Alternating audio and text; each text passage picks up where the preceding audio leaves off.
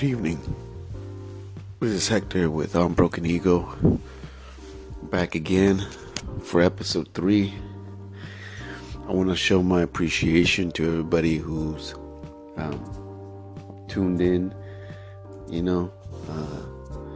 It's not easy, man, like putting yourself out here like this. So thank you very much to all of you who have clicked on that link and have started to listen. I appreciate it. It's hard, man, to call up somebody and be like, hey, let's talk, let's have a conversation, I feel like it's a very difficult thing for others to also want to do, or receive an invitation to have a conversation, to just talk, to be friends, to be civil, It's like, hey, let's meet up, let's have a drink, coffee, or you can have beer, personally, I'm trying to stay away from all of that right now, from drinking anyways. It's just a personal, choice of mine. Because of my past, I want to, try to start off fresh. But, yeah, just getting together, having a chat, about this and that, it's not hard to do. So, that being said, go ahead and drop a comment or a voice message, or just hit me up. Let's have a conversation on here. Let's do a podcast together and talk. Let's get into this episode. What are we going to deal with today? Something that's been kind of nagging at me, in the back of my head, touching my shoulder, only because talk about shoulder, only because it's the way that people react to a bad situation, and not a bad situation, but maybe a hard one, and a lot of times people deal with it in a way that alienates the other person. That's what it is. That's a good word. Alienates that other person, because it's been bugging me. It's been really bugging me. And when I first experienced it, I experienced it with my ex, Nicole. Man, it was the hardest thing to ever have to face. And that's the mother of your children, the woman that you spent 10 years of your life with. You shared so much. 10 years, you share a lot with a person in 10 years. You know what I mean? And for that person to to actually just delete you. Gone. From her heart, mind, and space, was like me running into a brick wall at 100 miles an hour. As I was shattered. I didn't know what to think. I was like, what is going on, man? It's tearing me apart. And it tore me apart, man. It tore me apart so much that it didn't leave me room. Let me get into that one in just a minute here. Because I'll get into that matter. But it didn't leave me room for anything. So fucking just mind blown that she could even do that, just It's like, but why? I mean, why would you do this to me? You know, I would ask her, and she would, not really tell me, but I know that she wanted to say something. I know that she wanted to tell me exactly why she was doing this, but maybe I wasn't actually listening too, because I was in such a state of disarray, I didn't understand, like, how can you treat me like a stranger? I mean, we have 2 daughters. We have 3 daughters. You know what I mean? Like, how can you come home and shut yourself off from the family dynamic, that we're trying to have here? The 2 daughters and myself, I'm cooking dinner, I'm making food, coming home from work, cleaning up the house, right? But this is not when we're together. This is like just before, like, we had already split up, and it was over between us, but for some reason, silly Hector thought, hey, we still have a thing here, we still have a family, you know what I mean? We're still a family unit, but no, that was not the case at all, not in her mind. In her mind, I was gone. I was out of there. Like, she didn't want anything to do with me anymore, she... And I would ask myself, like, but why what the fuck? Why, man? Why? I'm trying to do my best here. I'm I'm moving forward, trying to forge ahead. But she wasn't seeing that, right? And that was, again, right there, another one of my mistakes. Thinking that she needed to witness me, or give me some kind of sign that she saw me, you know what I mean? That she actually was like,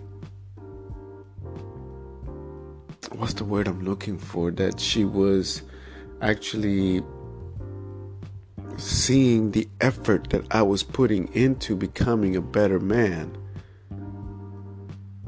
That was my mistake. My mistake was that right there, is focusing too much on her accepting that I was changing. Why would I want such a selfish thing? When for 10 years of her life, I didn't do that. I could have done what I'm doing today 5, 7 years ago, 8 years ago. I could have been doing that the moment that we got together. You know what I mean? And so when I actually figured that out, I was gone. I had left. I went to Vegas. I ran away, from my fucking issues, my problems. And it was a short, I wasn't gone that long. I was gone like maybe 2.5 weeks, maybe 3 weeks. But it was enough time for me to actually clear my head. But in that process, I lost someone very, very special to me. And I'll get into that in just a minute. And so, but by me leaving, I finally understood why she did what she did. Why she had deleted me and just had closed me off completely from her heart. I understood. That was 10 years of me just sitting there in a state of inertia. You know what I mean? Just doing nothing. with myself, not becoming the man that I'm supposed to be. My daughters seeing me fall to the freaking weights and shackles of a drug, you know what I mean? And it wasn't, anyways, to the shackles of that drug, and disappointing them over and over and over again.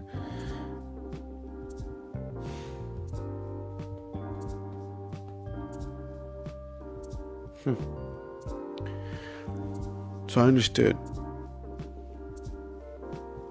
her reason. I understood. I would have done the same thing. Come on. Who wouldn't, right? Who wouldn't just close himself off from that person who's showing no drive, no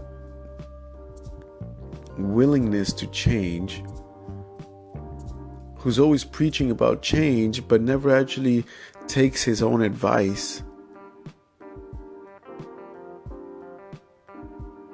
who's too weak to let go of a drug that he said he had let go of.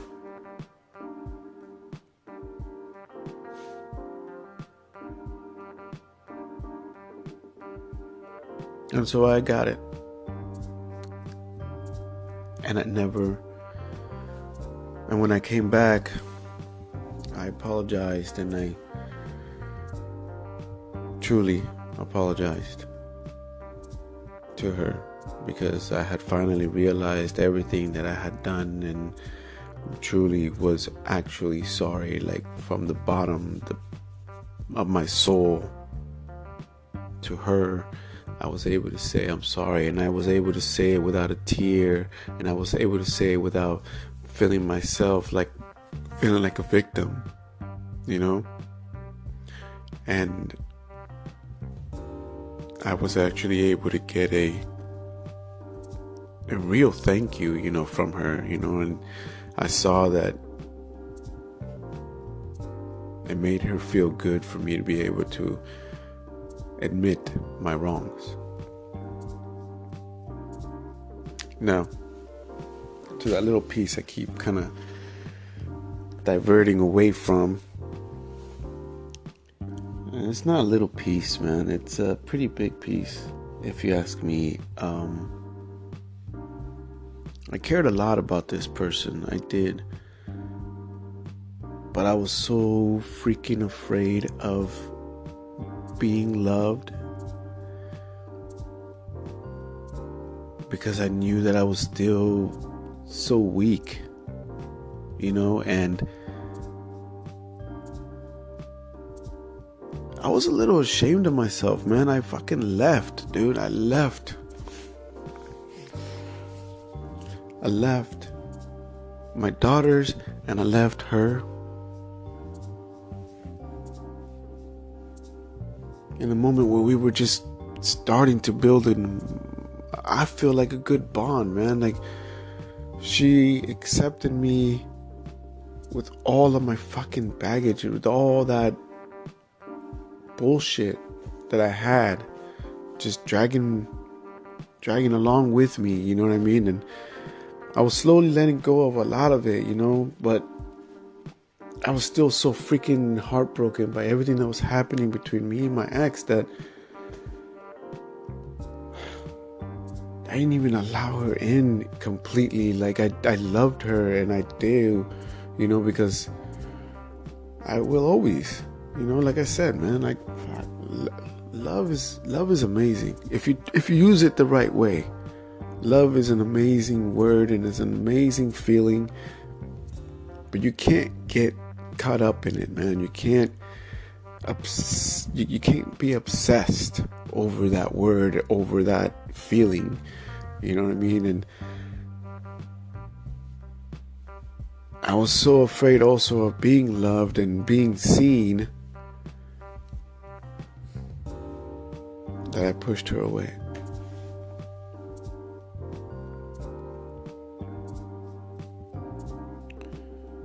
Pushed her away, and when she said that to me when I was in Vegas,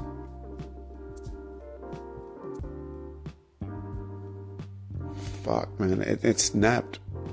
me into this like weird mode where I was like determined to come back to my life, and stop being a fucking victim and stop being weak and actually put myself together, like truly put myself together. You can't put yourself together when you run away from your life, man. You can't. Start a whole new life somewhere else? How the hell, how can you do that? Many, many men have done it, and women, but I couldn't, man. And she helped me she helped me like realize that I had just ran away without her telling me that I ran away. So I thank her for those, for that. I thank her, because my mind and my heart were open.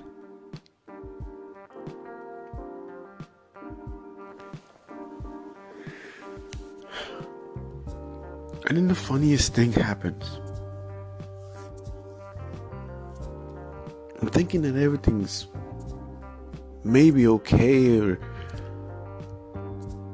I want to know what's going on, but I'm not getting really any kind of response, right? And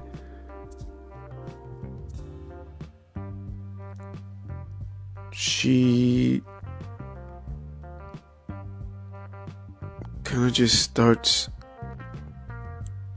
in a way, making me feel like I am here, like she's there for me, and I'm letting her know that, hey, I'm here for you, and like I get what we went through, and so I'm willing to take my time and be cool, you know what I mean, just chill. And I'm thinking that everything's all copacetic and that, we have an understanding, and slowly it's like, I'm starting to kind of feel like, wait a minute, you're not really having conversations with me anymore. It's like a little response here, a little response there. And I say something and you say something that just seems like rude and cold, kind of. And I'm confused, man. I'm confused. So why not just straight up be like, hey, look, you hurt me.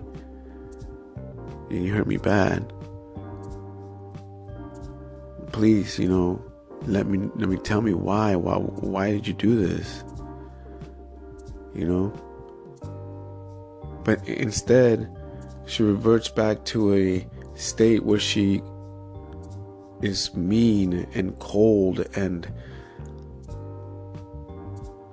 not who she is.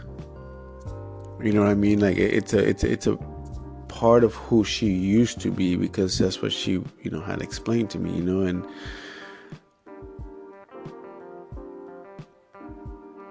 one day, just without an explanation, it was just like,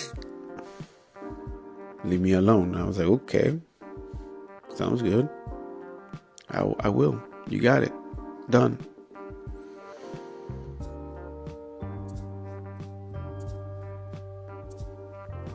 I'm left kind of mind-boggled, upset, because how can you do that? How can anybody do that? That's just my question, is like, why do we need to cut each other off? Why do we need to do that when it doesn't need to happen, man? When we continue to grow, you know what I mean, as friends, as loved ones, as just people.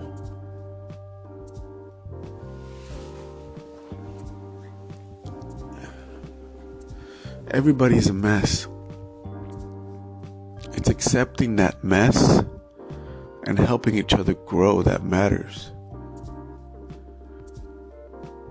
There can't be any growth if you're not willing to accept some of the bad, and I'm willing to accept all the fucking bad. It's all good, man, because nobody's perfect. Nobody can be perfect. I guess I just want to be able to tell that person that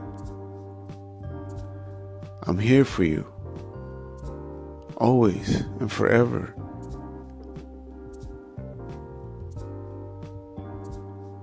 You need a shoulder to cry on. You need somebody to back you up. I got you. Anybody.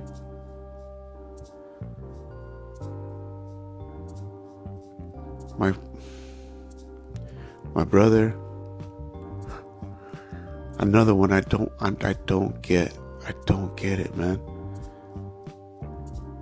Yeah. I hurt you. I hurt you because I wasn't the older brother that you could look up to. That you could point out in the crowd and be like, yo, man, that's my bro right there. I fucked up. Like I said earlier, I fell to the weights of a drug that I never should have freaking touched. But we can't be hypocrites either.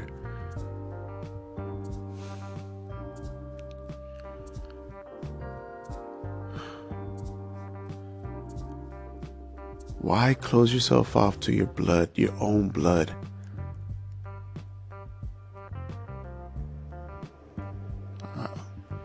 That one I can't get.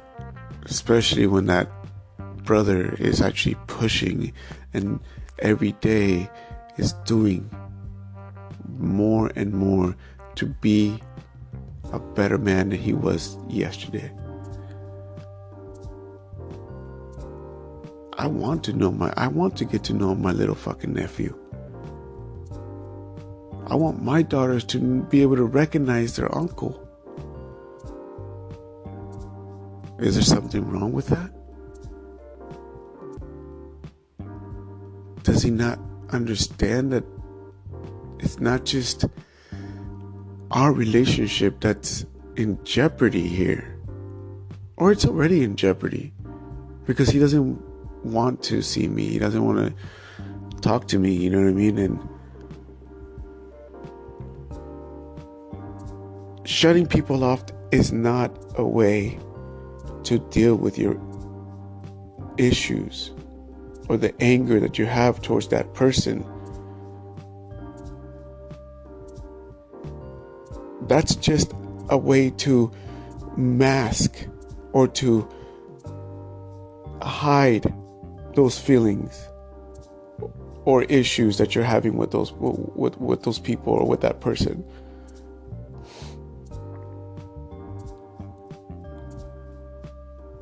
We need to be able to be upfront. Sit down, a face-to-face conversation, not a text conversation, not a conversation, that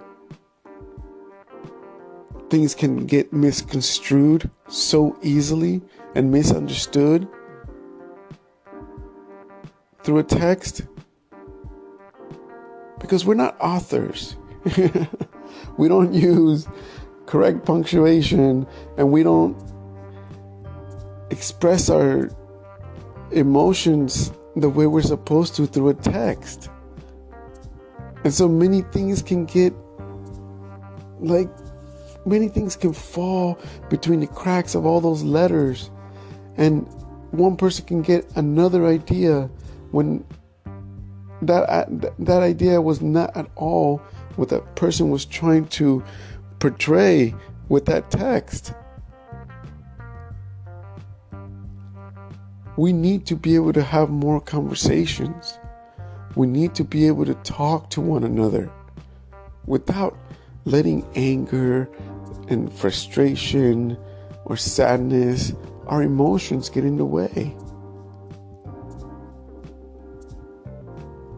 We need to be able to sit down and be present. Take that which that person is giving to you with their words, But they have to be good words. They can't be a conversation full of cussing, full of put downs. No, it has to be a healthy, kind conversation, full of impeccability. Because then we can actually be present and we can reflect on what the person is asking of us and be able to be like, yes, I can do that. Let's compromise. You're right. I'm sorry.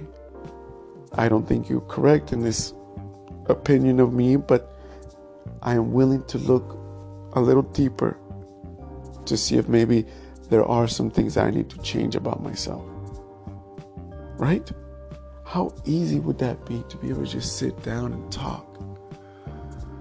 Nobody just sits down and talks anymore. And if they do, they want to sit down and talk over beers and alcohol. And you know what happens? Shit goes sideways like a motherfucker. Trust me. It goes sideways, man.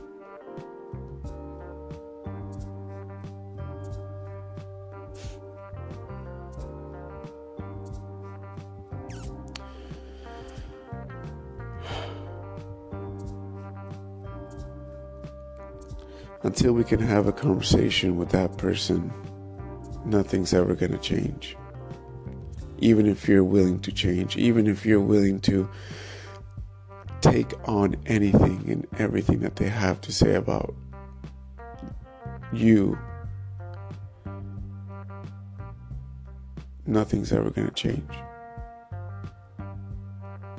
And you'll never know where your relationship with that person that you held so dear to your heart could go,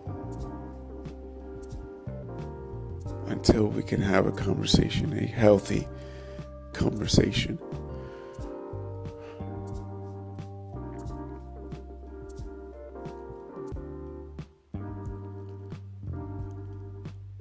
I want to say I'm sorry to those people that I have wronged. And I like finishing up my stories, my talks with this, because I think it's important to express.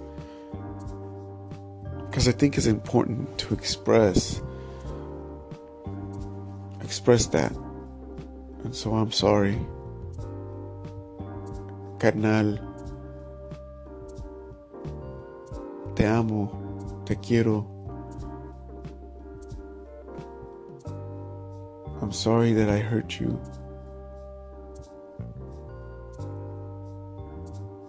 And I hope that one day we can sit down and talk and hold each other and maybe have a little basketball game, just one-on-one like back in the day. Hermosa, what can I say? I'm sorry. I'm sorry that I wasn't open and ready when I was here. When I left, I was afraid.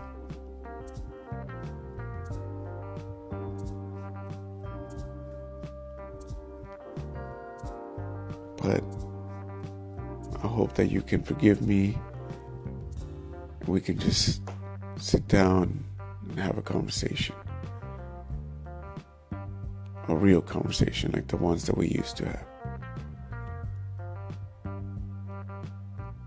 Nicole, you already know, man. I'm here and our daughters are healthy